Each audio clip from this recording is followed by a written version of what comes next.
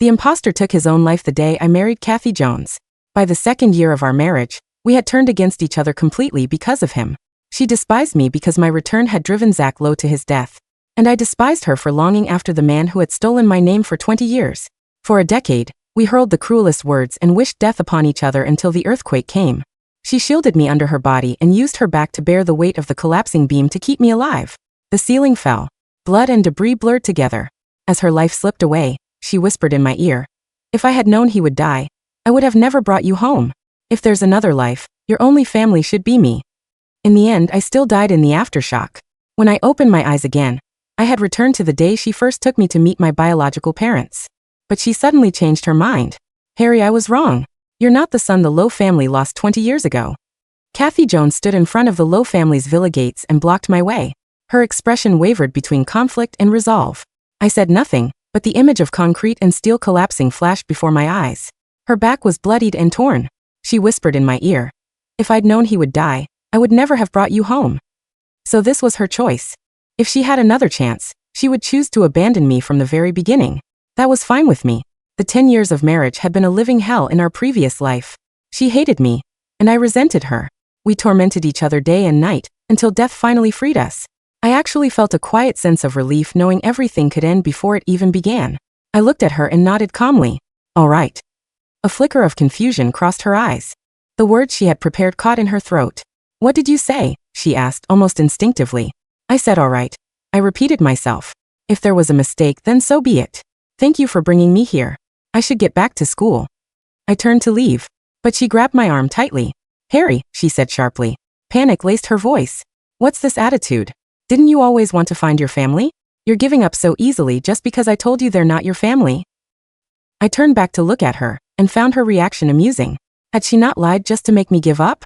I had done exactly what she wanted, but she was not satisfied. "What else do you want?" I asked. "Cathy, were you lying to me? Am I really the Lowe family's son?" Her gaze flickered nervously as I finished my sentence. Her grip on my wrist tightened subconsciously before she lowered her head and hid her face from my view. "This ends here. Don't bring it up again and don't go near the Lowe family." "Okay, I understand." I pulled my arm free. "I'll not mention it again and I'll stay away. Are you happy now?" She stared at her empty hand as if she had just lost something important. She seemed lost for a moment. She did not know that I too had been reborn. In this life, I would not step through that door again. I would not become the Lowe family's son. And I simply refused to be her husband ever again. She wanted to protect her childhood sweetheart and preserve their world. I would grant her that wish. "I'm leaving." I turned and walked toward the bus stop without sparing her another glance. Her voice rose behind me. She sounded irritated. "Wait. I'll drive you." She did not take me to the school dormitory. She drove straight to a luxury apartment in the city center instead. Everything became clear as the city blurred past the window. In our past life, this had been our home after marriage. It had once held our sweetest moments. It had also watched us turn into enemies, and finally, filled it with hatred. When the car stopped, she unbuckled her seatbelt and turned her head to look at me. Her expression was unreadable through the dim light in the car, but her tone was softer than it had been outside the Lowe family's villa. "Get out. We need to talk." I followed her inside the apartment. The decoration was familiar, with cool tones and minimalist designs. It was elegant and distant, just like her. But my heart no longer stirred this time. She took a bottle of water from the fridge and tossed it to me. Then, she walked toward the window and lit herself a slender cigarette. The hazy smoke curled between us, like a fog that separated our worlds. "Harry, I know you're upset," she said with a muffled voice through the haze. "I didn't handle your family matters properly. But Zac's mental state is unstable. He can't take any more emotional strain." It was Zac Lowe again. I looked down, twisted open the bottle, and took a sip. The cold water slid down my throat, but it did not wash away the bitterness that rose within me. She had said the same thing in our previous life. She told me Zac had a fragile mind and was prone to self-destruction since childhood. She told me to be patient with him after I went back to my family. And I did. I let Cathy pour all of her attention on him. I remained silent and endured his endless provocations and tantrums. But he used his own death to sentence me and Cathy's marriage to 10 years of torment. Seeing me silent, Cathy assumed I was sulking about being denied my own family. She crushed the cigarette in the ashtray. She turned, walked to me, and lowered her head slightly to meet my eyes where I sat on the sofa. There was a plea in her gaze. "Don't be mad at me, all right?" Her tone was so gentle. She placed her hand over mine on the bottle. "I admit my mistake. I didn't investigate the matter properly, and gave you false hope. Tell me if there's anything you want as compensation." I'll make it up to you as long as it's within my power. She paused. Her tone of voice was imploring when she finally spoke. But let's not think about the Lowe family for now, all right? She had surrendered completely. The affection in her eyes nearly overflowed. I could see it clearly. She truly feared that I would be mad and feared losing me. But that affection was built upon the sacrifice of my identity. I lifted my gaze to meet hers and felt an urge to laugh. I don't want anything. I drew my hand back, and her gaze darkened instantly. Don't worry. Even if the Lowe family offered all their wealth and begged for my return, I won't look twice. There's no need for you to apologize either. You owe me nothing. We should end this. Her brows furrowed. She straightened up abruptly with a cold expression. End this?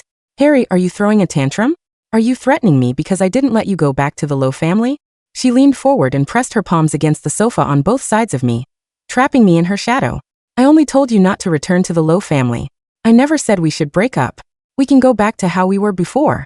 I'll treat you even better than before. I looked at her, and I felt exhausted. She believed that by stripping away my identity as the actual Lowe family's son, we could somehow return to our peaceful beginning, and our love could continue as it used to be. But she did not understand that the tragedy had never started with my return to the Lowe family. Cathy. I pushed her away and stood up to put some distance between us. I'm tired. I want to go back. Without sparing her a second glance, I turned and headed for the door. She did not stop me this time. In the days that followed, I poured all my focus into the final stages of my application to study abroad. I soon received an offer letter from a foreign university. My departure date was set for next month.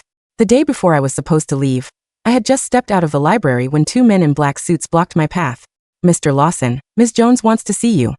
I was forced into a car that sped through the city before stopping at the topmost floor of a skyscraper overlooking a scenic river. Ms. Jones is occupied at the moment. Please wait here. They led me into a glass-walled room and left after locking the door behind me. The view in the room was breathtaking. One wall was made entirely of glass, and across from it stood the city's most luxurious rooftop restaurant. The restaurant was glowing with golden light. Laughter and music spilled into the night as a lavish birthday banquet took place inside. The man at the center of it all was Zac. He wore an immaculate suit and was surrounded by well-wishers. Cathy was standing beside him and straightening his tie, all while looking at him with an affectionate gaze. I watched as she took his hand and led him into the first dance. They twirled, drew close, and whispered to each other with such tenderness that they seemed like a perfect pair. Applause filled the room. Every face glowed with joy. I almost laughed. I wanted to laugh at how blindly stubborn I had been in my last life. I wasted everything on a woman who never loved me. Was it worth it? I shut my eyes. I was unwilling to watch that dazzling scene any longer. But the memory forced itself through. I could see Cathy's bloodied face in the earthquake and her trembling back as she shielded me from the falling debris. She had hated me, but she had also saved me. That love and hate tangled like a net and trapped me in there. Time slipped by. The noise from the party died down. The door behind me opened suddenly. I turned and saw Zac standing by the door. He walked toward me with a triumphant smile. Harry, he said while looking down at me. How does it feel watching the woman you love throw such a grand birthday party for me? I finally understood. Cathy had not sent the guards. He had sent them. He had brought me here to crush whatever feelings I might still have left for Cathy. But he did not need to. In this life, I had already let go of all my feelings for her. I said nothing and stared at him coldly. My silence seemed to enrage him. His smile twisted. You think keeping quiet makes you look noble? Let me tell you. What isn't yours will never be yours. He leaned in closer and lowered his voice as he whispered. If you hadn't shown up, Cathy and I would have been engaged long ago. You ruined everything.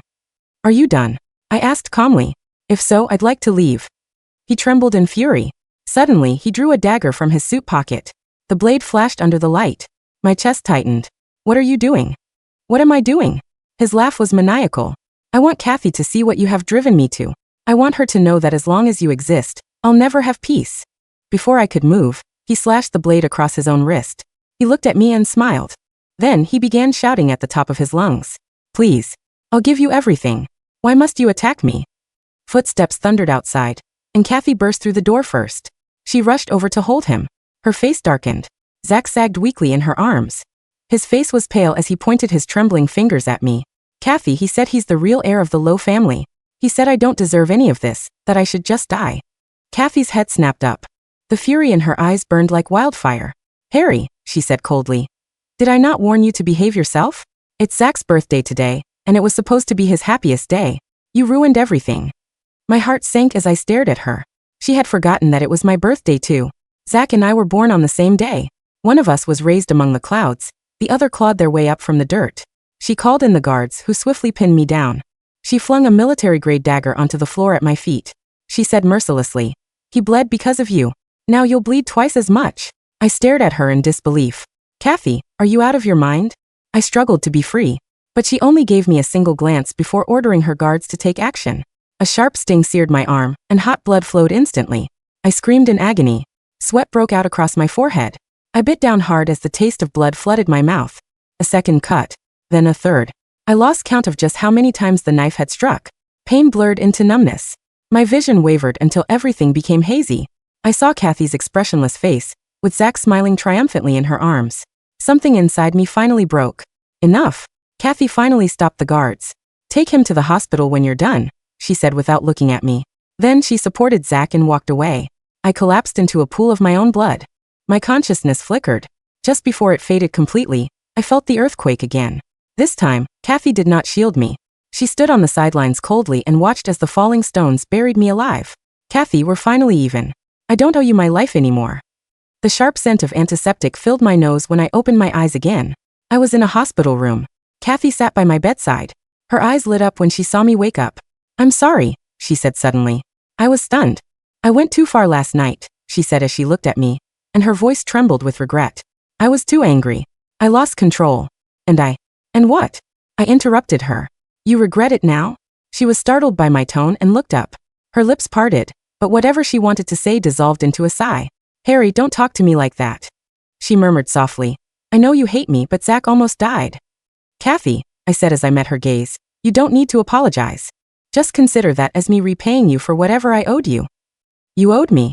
She frowned, clearly confused. "Yes." A bitter smile tugged at my lips.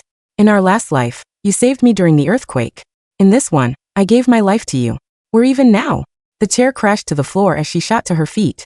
Her lips trembled, and her pupils contracted in shock. You were reborn too?" The silence in the hospital room was absolute. It was the kind of heavy, suffocating quiet that precedes a violent storm. Cathy stared at me. The blood drained from her face, leaving her looking more like a corpse than the vibrant, commanding heiress she was. Her lips parted, but no sound came out. She took a step back, her knees hitting the edge of the fallen chair. "Reborn?" she finally whispered, the word scraping against her throat as if it was lined with glass. "Harry, what are you saying?" I pushed myself up against the pillows. The movement pulled at the stitches on my arm, sending a sharp, electric jolt of pain through my nerves. I didn't flinch. I just looked at her, letting the cold reality of my gaze sink into her skin. "Don't make me repeat it, Cathy. I know about the earthquake. I know about the 10 years we spent tearing each other apart in that apartment you tried to drag me back to. I know that as you lay dying beneath the concrete, you regretted bringing me home." Her breath hitched. A violent tremor seized her hands. She raised them, pressing her palms against her mouth as her eyes widened in pure, unadulterated horror. She had thought she was the only one. In her mind, she had been the tragic, burdened heroine who carried the weight of a past life. She thought she was dealing with a naive, 20-year-old Harry, a boy desperate for his family's love, someone she could manipulate, push away, and occasionally compensate out of pity. Now, she realized she was standing in front of her husband of 10 years. The man she had just ordered her bodyguards to butcher. "No," she choked out, tears spilling over her lashes, ruining her perfect makeup. "No, Harry, please, if you remembered. Why didn't you say anything?" "Say what?" I asked, my voice devoid of any emotion. "That I missed our miserable marriage? That I wanted to repeat a decade of you resenting me because your precious Zac jumped off a building? You made your choice the moment we stood outside the Lowe villa. You chose him. I simply stepped aside." "I didn't want this," she screamed, lunging forward. She grabbed the edge of my bed, her knuckles white. I thought if I kept you away from the Lowe's, Zac wouldn't feel threatened. He wouldn't kill himself and you wouldn't be blamed. I thought I was saving us both from that hell. By letting him carve me up?" I glanced down at my heavily bandaged arm. Blood was already seeping through the white gauze, a stark crimson stain.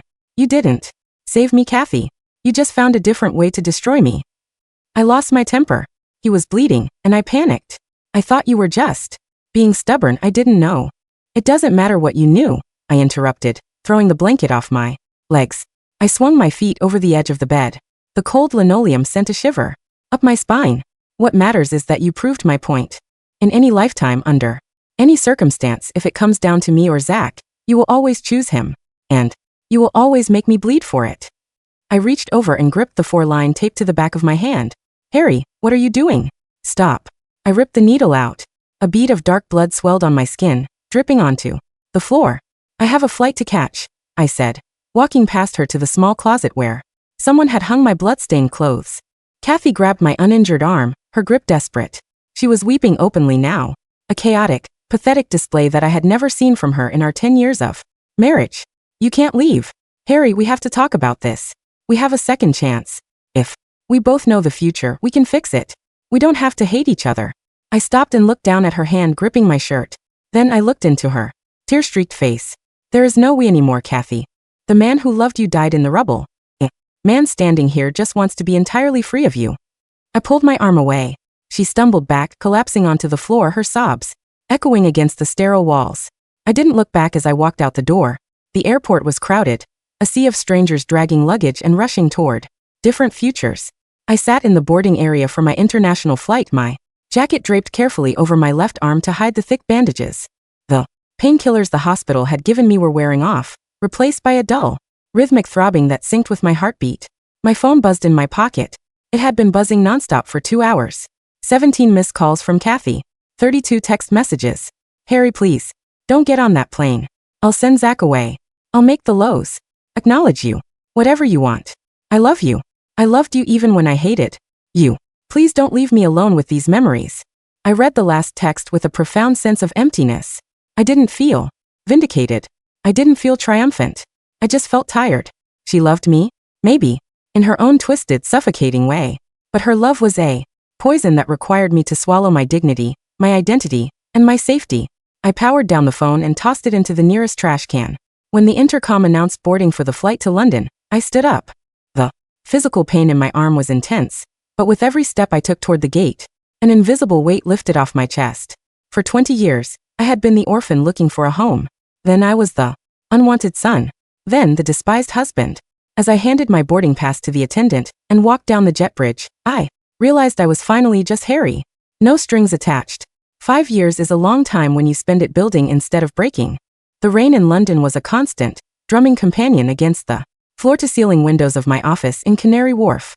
I stood holding a cup of black coffee, watching the grey Thames flow sluggishly below. Mr. Lawson. I turned.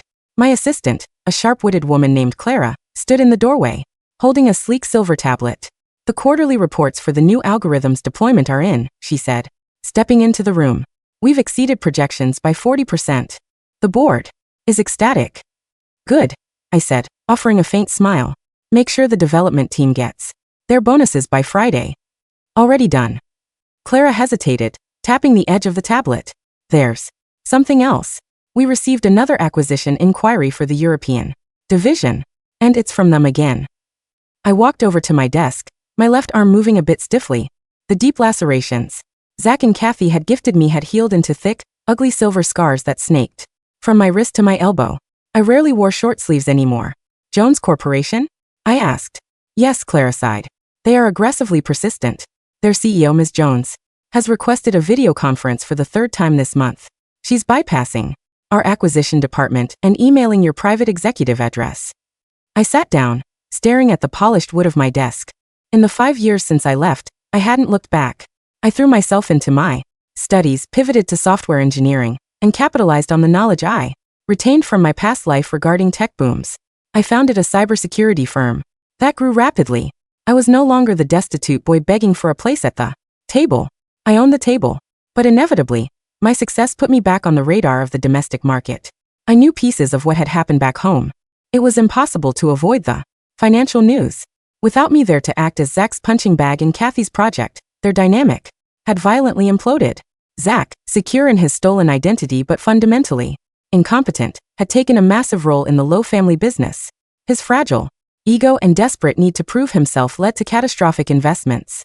Cathy had spent the first 2 years trying to clean up his messes, bound by her lingering childhood loyalty. But the guilt of our shared past life, and what she had done to me in this one, had broken her spirit. The financial columns described her as a ruthless but deeply erratic CEO, prone to sudden disappearances. Decline the meeting, I told Clara. Tell them our European division is not for sale. I'll draft the email, Clara said. She paused. Harry, she sent a personal note attached to the proposal. Do you want me to delete it? I looked out the window at the rain. Read it. Clara cleared her throat. Zac has bankrupted the Lows. He's facing fraud charges. The impostor is finished.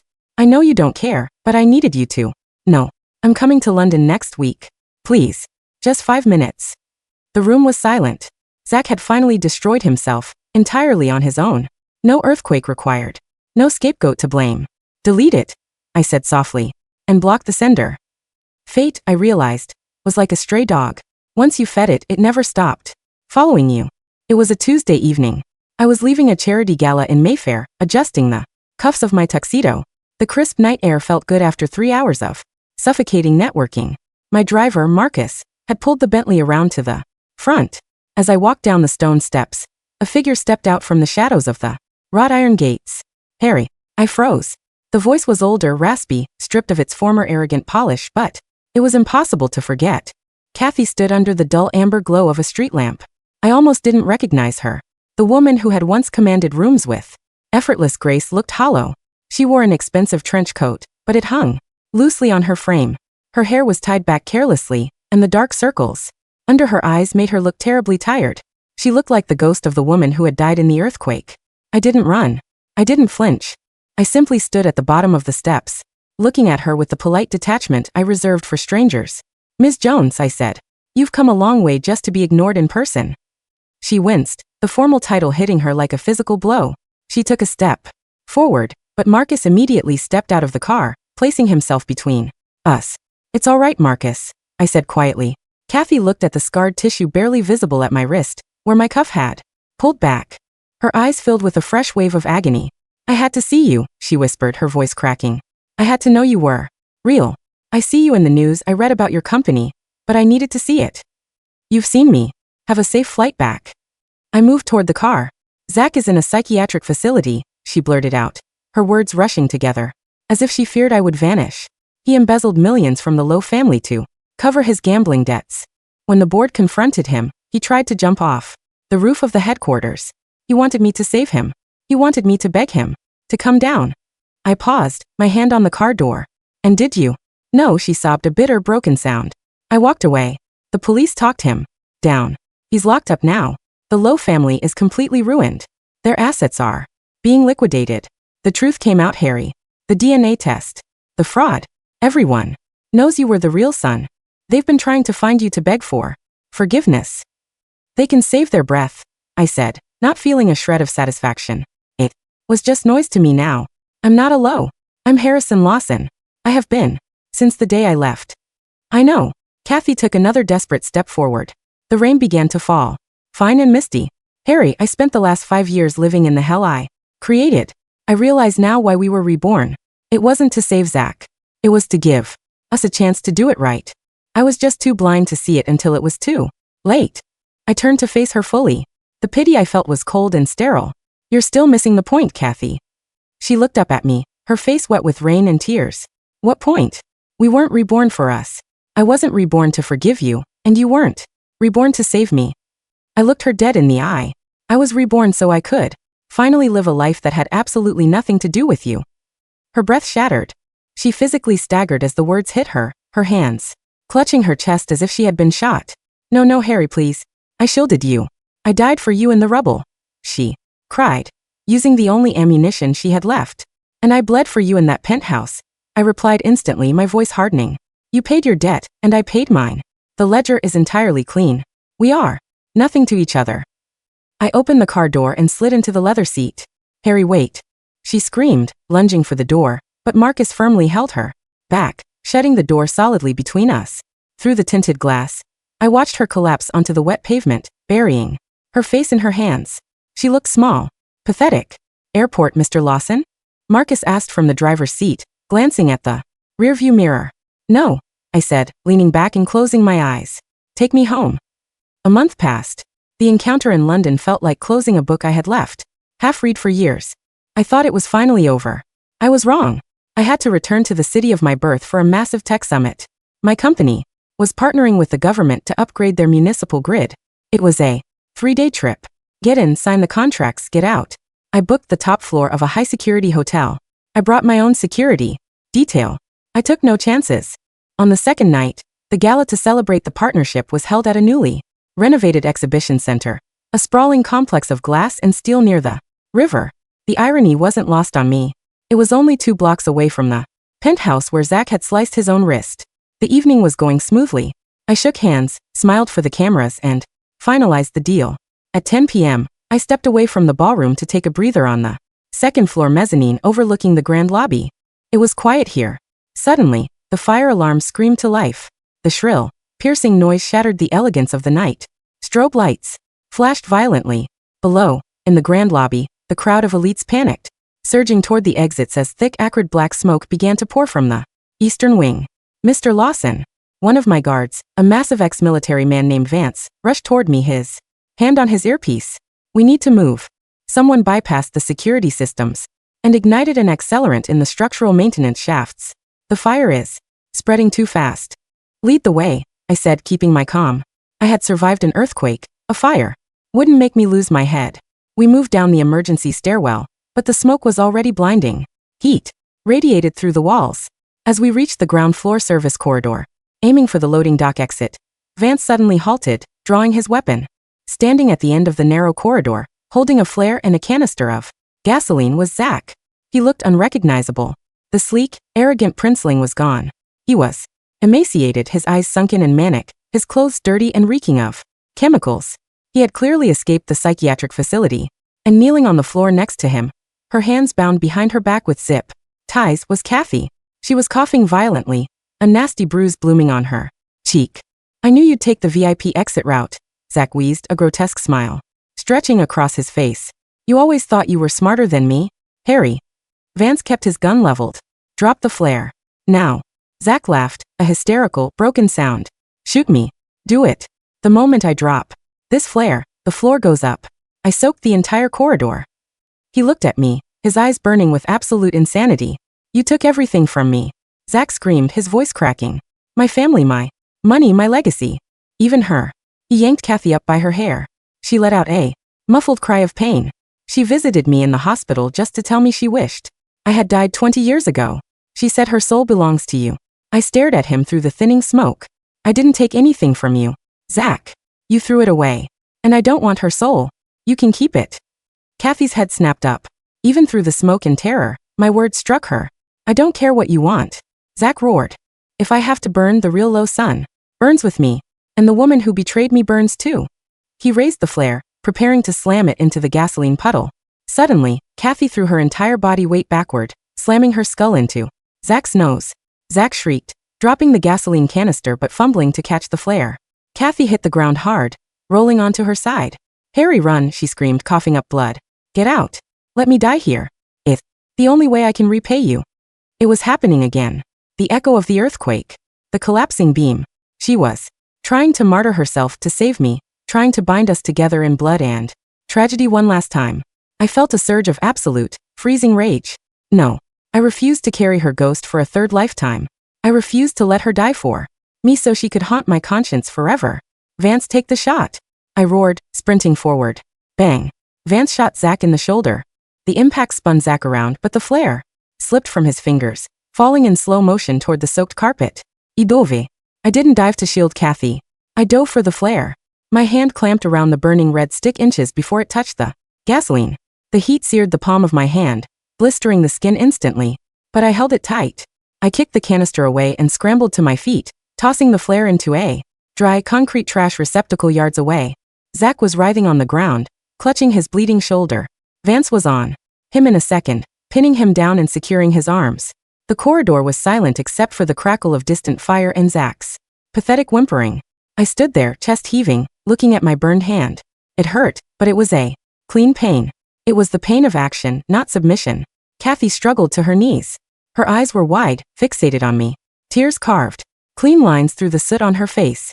You saved me, she whispered, a desperate, fragile hope blooming in her eyes. Harry, you saved me. I walked over to her. I pulled a pocket knife from Vance's tactical belt, knelt down and cut the zip ties binding her wrists. She immediately reached out, trying to touch my face. Harry, I caught her wrists midair. holding them firmly away from me. My grip was cold. Don't mistake this for love, Cathy, I said softly, the words dropping like stones into a bottomless well. Her smile faltered. What? I didn't save you because I care about you, I said, looking into her terrified eyes. I saved you because I refuse to owe you anything. You don't get to die. For me. You don't get to be my tragic memory. You don't get to own a piece of my conscience ever again. I let go of her wrists and stood up. You're going to live a long, mundane life, Cathy. And you're going to live it, knowing that we are nothing. No debts. No hate. Just strangers. Her face crumpled. The fragile hope shattered into a million irreparable pieces. She curled in on herself, weeping into the dirty floor, finally understanding the absolute finality of my words. There was no hate left in me. And without hate, there was no connection. Let's go, Vance, I said, turning my back on her. The fire department is. The aftermath was clinical. Zac was sentenced to a maximum security psychiatric prison. He would spend the rest of his life heavily medicated, staring at padded walls, completely forgotten by the society he had tried so hard to dominate. The Lowe family formally declared bankruptcy. The villa where Cathy had first taken me was auctioned off to pay their debts. I didn't buy it. I let it be sold to a property developer who tore it down to build a parking lot. As for Cathy, she stepped down as CEO of the Jones Corporation. The media reported that she moved to a quiet coastal town, living in seclusion. She never married. She never reached out to me again. She finally understood that some shattered things cannot be glued back together, no matter how much you bleed on the pieces. My hand healed. It left a faint, starburst scar on my palm, right below the silver lines on my arm. I didn't mind them. They were the map of my escape. A year later, I stood on the balcony of my flat in London, holding a cup of coffee. The morning sun was breaking through the gray clouds, casting a brilliant, warm gold over the city. My phone buzzed. It was Clara. Morning, Harry. The municipal grid project is officially live. The press is calling it a monumental success. Also, you have a dinner reservation at 8 o'clock with the new investors. Thank you, Clara. I'll be there. I hung up and leaned against the railing. I took a deep breath. The air smelled like rain, coffee, and endless possibilities. I closed my eyes, listening to the hum of the city below. There were no falling beams, no blood, no suffocating guilt. Just the quiet, beautiful piece of a life that belonged entirely to me. I opened my eyes, turned my back on the sunrise, and walked inside to start my day.